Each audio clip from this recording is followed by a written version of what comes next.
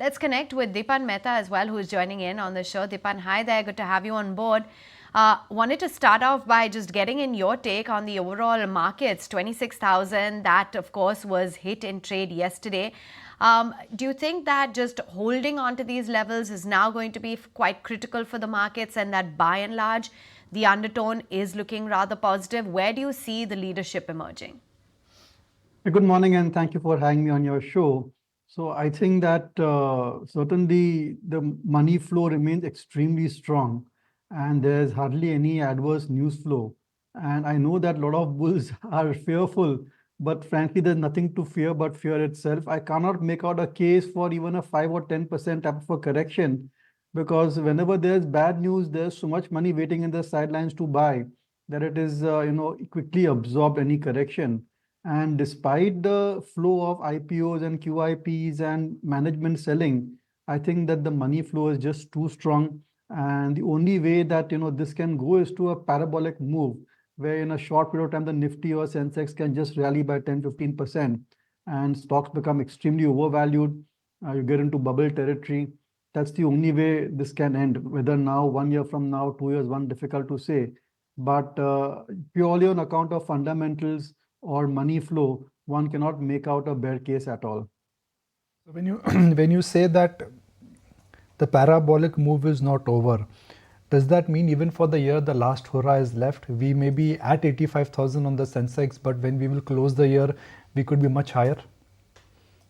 Yeah, Nikunj, markets do strange things. And, with the kind of money which is coming in, and, when you optically also see around you, there's so much of interest in the stock market.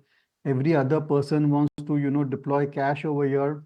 So it's just a money play which is, in process over here. And it's very difficult to estimate how much money is left in the sidelines, how much fresh money will come to the markets. We keep hearing about mutual funds sitting on huge cash levels. Portfolio managers I speak to also have got a lot of cash to invest. And then there's this retail investors, small ones from all over the country wanting to invest in equities. So it's like, an absolute, I would say, waterfall of investors and huge gush of liquidity coming in.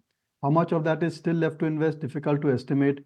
But, stocks were expensive few months ago, but they continue to rally. And we are seeing a shifting of the sectors as well. So I think that, one cannot make out a bear case at this point of time. And markets can only go into a kind of a bubble zone before there is any serious correction. Fresh flows are coming and sectoral rotation is started. Where do you think money is going to pivot now? I think the cheaper sectors are banks, NBFCs, where valuations are still kind of, at average levels. And they're just waiting for a trigger. It could be an RBI action. It could be some easing of net interest margins, something, which will trigger a rally in the bank stocks, because I think the valuation comfort is there. To an extent, I think over ownership has got gradually corrected. And, from a price earnings growth multiple, they are still at attractive levels. In any case, if you're bullish on the Indian economy, you can't be bearish on banks for a long period of time, because banks are what, really drive the economy. They provide the credit, which is really the grease which moves the economy forward. So I would say that banks could be clearly a sector which can get into kind of a leadership zone. When that happens, it's difficult to say, but certainly there is a case to, see a rally coming back into banks and NBFCs. Okay, stay with us and let's put the spotlight on GSPL, Gujarat Gas, as the shareholders are set to get 10 shares of Gujarat Gas for every 13 held. The analysts as well have a positive view on this with respect to the merger of GSPL and Gujarat Gas. And this, they believe, will happen due to a simple structure and an EPS upside that's expected. Let's understand all of the insights of the same and what it means for shareholders. We've got Somit here to break it down for us. Somit? Well, a mega merger among the Gujarat-based gas companies was announced in the start of the month. Now, as per the merger agreement, GSPL is supposed to be merged with Gujarat Gas, and the share swap ratio decided for this is that GSPL shareholders will get 10 shares of Gujarat Gas for every 13 that they are currently holding in GSPL. Now, when the merger was announced, GSPL shares were valued at premium of nearly 5%, which means that if you would have purchased 13 shares of GSPL at that time, then post completion of the merger, the value of the 10 shares that you would have got in Gujarat Gas would have been valued at a premium of nearly 5% based on the share swap ratio and Gujarat Gas share prices. However, given the recent weakness that we have seen in the PSU shares, GSPL share prices have fallen by nearly 9% while that of Gujarat Gas have largely remained stable. Now, owing to this, the arbitrage between GSPL and Gujarat Gas has increased to nearly 17%. This means that if anyone purchases GSPL shares, 13 shares of GSPL, they will be valued at close to now 5,244 rupees, while the 10 shares of Gujarat Gas will be valued at close to 6,126 rupees. That is nearly 17% higher. However, the catch here is that one needs to hold the GSPL shares until and unless the record date for this merger is announced, and the shares of Gujarat Gas will be credited to that individual's account only post the completion of this merger. Now, what we understand is that this merger is expected to complete by nearly August 2025. Now, assuming that the share prices of both these companies remain largely stable, this will mean that one could get a return of nearly 17% by holding GSPL shares over the next 1 year. Now, analysts viewed this merger quite positive given the fact that the structure was getting simpler and there was EPS upside on the back of merger synergies. In fact, Morgan Stanley said that the merger of Gujarat Gas and GSPC and GSPL could lead to a 70% upside on the EPS front for Gujarat Gas and a 20% increase in the net asset value. However, there are two key risks when it comes to this arbitrage. Firstly, if there's a delay in the completion of the merger, and second big risk is that if there's a further fall in the share prices of GSPL and Gujarat Gas, then these gains of 17% could be far lower for any shareholder. Dipan, we've seen a sizable correction in PSUs, especially defense, railways, shipyard. Are the happy hours over for them? Do you think some of these stocks have made multi-year highs? Yeah, I think so for the time being at least. And I think they're getting into an interesting zone. Valuations certainly have corrected because of the correction in the stock price. And maybe 1 or 2 quarters, if they are solid and positive, then you will see even further compression of P multiple. And then they'll get into that attractive zone. So Nikun, that's what we were discussing, that this rolling of leadership, rolling of sectors, that's a phenomena in every bull market. And eventually, I think, just as some other sectors are taking leadership just now, the PSUs in the defense sector and the engineering PSU companies also will get into leadership sectors. So, it's just a cycle which is going on. And eventually, I think that, investors' portfolios are doing very well. And that's encouraging them to deploy even more money in the market. So that's what's happening over here. And as I said, I think a lot of the defense companies are on our checklist purely because of the kind of order visibility which they have. So these are companies which can grow for next 5-7 years because of the order book position again, which is also growing. And if the valuation is attractive, then you have a great margin of safety and you can remain invested for a long period of time.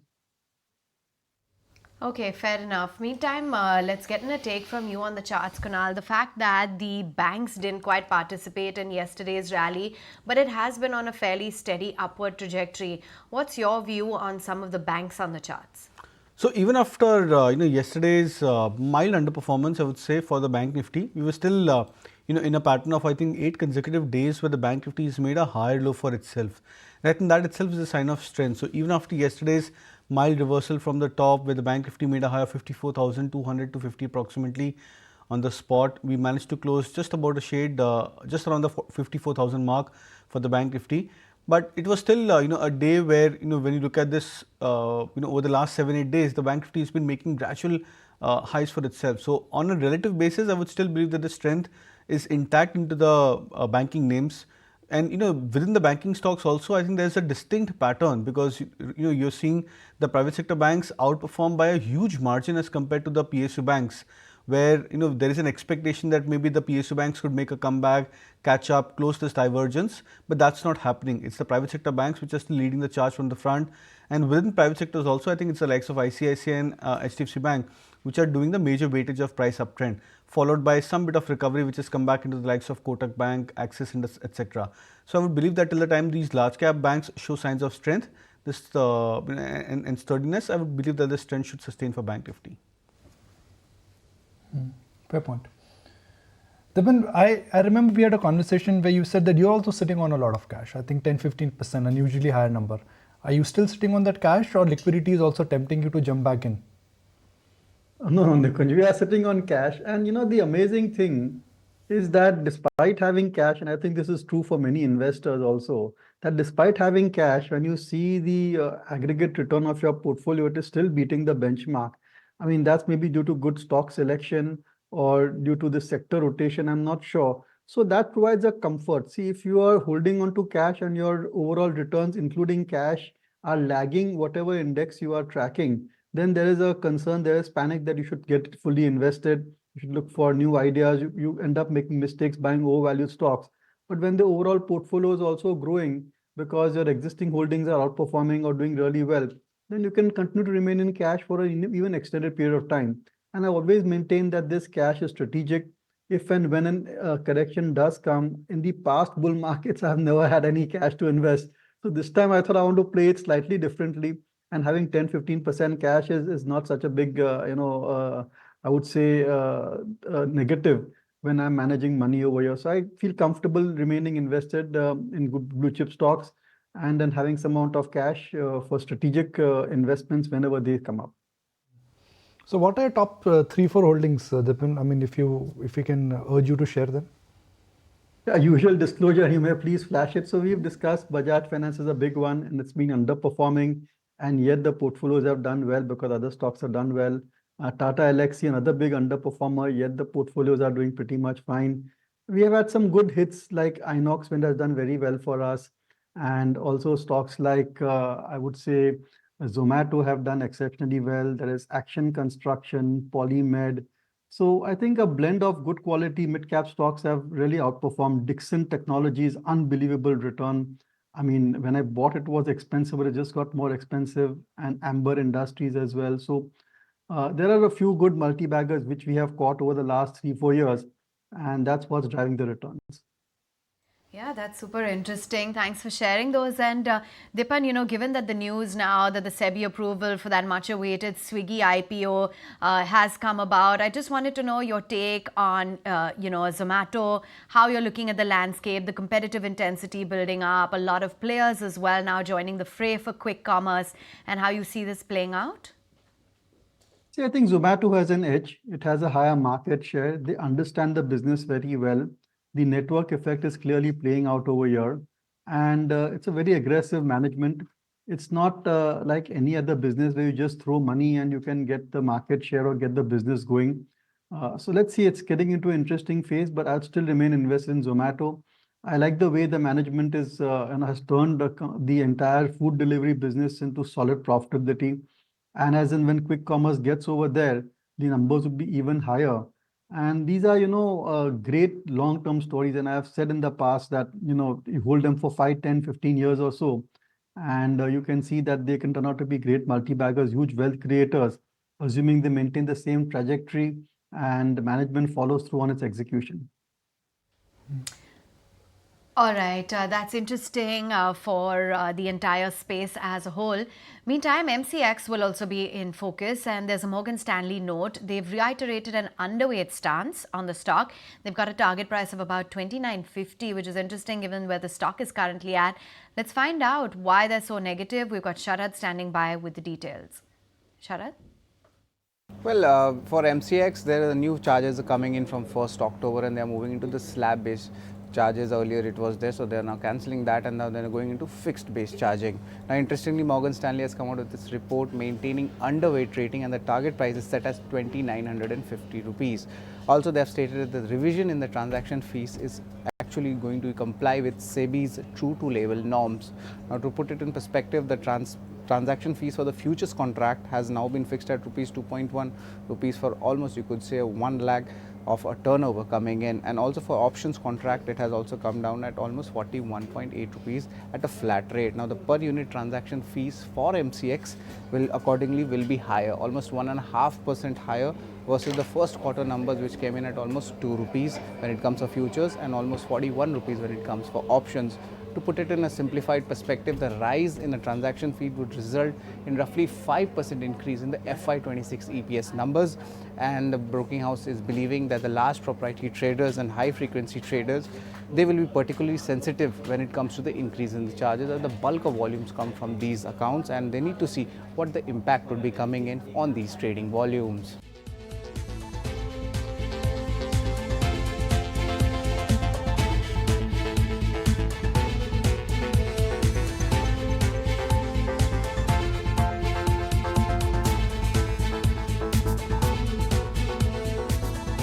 All right, yes, indeed, at 9:40 a.m. we will be connecting with the management of MCX.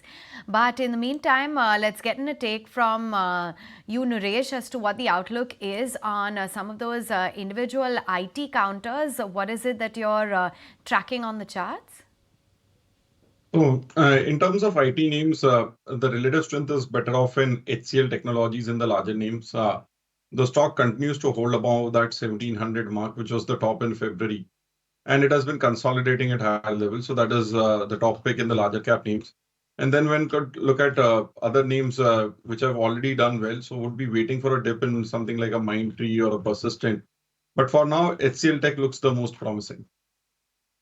Other newsmakers as well that we'll be tracking. KC International, the board, according to reports, have approved a 4,500 crore rupee QIP at a floor price of about 976 rupees. So that's going to keep the stock in the spotlight. Delta Corp, after a while, is in the news. The board has approved the demerger of the hospitality and the real estate business, which means that the shareholders will now receive one share of the resulting company for every one share that they hold of Delta Corp. Keep an eye out on Dixon Technologies as well, as India is extending the policy to monitor laptop imports, and IRCTC will be in focus along with Indigo, as agencies indicate that they will be partnering to offer airfare discounts. And just Dipan, to take off on that, given that reports are now emerging that corporate travel is going to pick up over the next few years, we've seen spiritual travel or religious tourism, however you want to talk about it, really fueling a lot of domestic travel and then internationally as well. What we heard other management of SpiceJet as well with their latest fundraise. Your view on this entire theme: railway stocks, airline stocks, hospitality stocks? Yeah, we're very positive on the entire travel and tourism space, and Indigo remains, with usual disclosure, our top pick. I still feel it has got some more way to go higher, and with these oil prices coming off, it'll certainly ease the pressure on margins. Strategically, it's going in the right direction in terms of overseas expansions and moving up the value chain, which will also improve the yields. And it's a very well-managed company with sharp focus on costs. So if you want to play the aviation business, I think that's the best one to do so. We like the hotel companies also. I can see Indian Hotels also on the chart over there. Another interesting company, and they're trying to go in for more asset-light model, which will improve the return ratios, and massive expansion underway. So looking for good quality stories within the travel and tourism space. I think that this trend of higher tourists, higher travel will sustain for a few more years. The Generation Z is looking at more and more experiences rather than assets, and that certainly benefits travel and tourism companies. There's an interesting IPO also coming up of Hotel Leela, looking at that also quite closely. Yep, they are planning a IPO for Hotel Leela, which went belly up. They had to be rescued by a PE investor. A large, I think Brookfield got into it, if I remember wrong. I'll Google and check, but I think Brookfield got into it. And now they're looking at going public. I mean, they've got some iconic properties in Mumbai, Udaipur. Yeah, it was Brookfield which acquired the assets in Delhi, Bangalore, Udaipur, as well as in Chennai. This was from JM Financial ARC, and now that mega IPO as well is expected, and that's going to be in the hospitality space. We understand a component of about 3,000 crores. They went belly up, can you imagine? 711 rupees there. How would you approach this entire EMS space? When you own Dixon, but then there is Keynes there, then I think there is one more, I'm forgetting the name. 2-3 players are there. Sharma SGX, that's the other one which is there. How would you approach this entire space? Because growth is great, but margins are not fantastic. Yeah, that's right. And also there's a client concentration issue over here. And if 1 or 2 contracts do not take off, or there's some issue over there, then certainly it could impact short-term earnings. It's a great space, but I think it's highly overvalued at this point of time. And I was not particularly impressed with the quarterly numbers for many of the EMS players. I mean, Dixon came out to be fine. Keynes also did pretty well, but a lot of them, they tended to disclose numbers or report numbers which were quite disappointing. So I'm not investing any fresh money in this particular sector. And as I said, I think when there's a sharper correction in them and earnings also move up, and they reach that sweet spot when they are available at P multiples, which are like 40, 50 times or so, maybe 30 to 50 times. Then depending upon the business, the product, the client concentration, the diversification, one could look at these stocks in positive light. So much for joining in, Dipan, and sharing with us your thoughts. If you like this video, then like, share and subscribe to ET Now.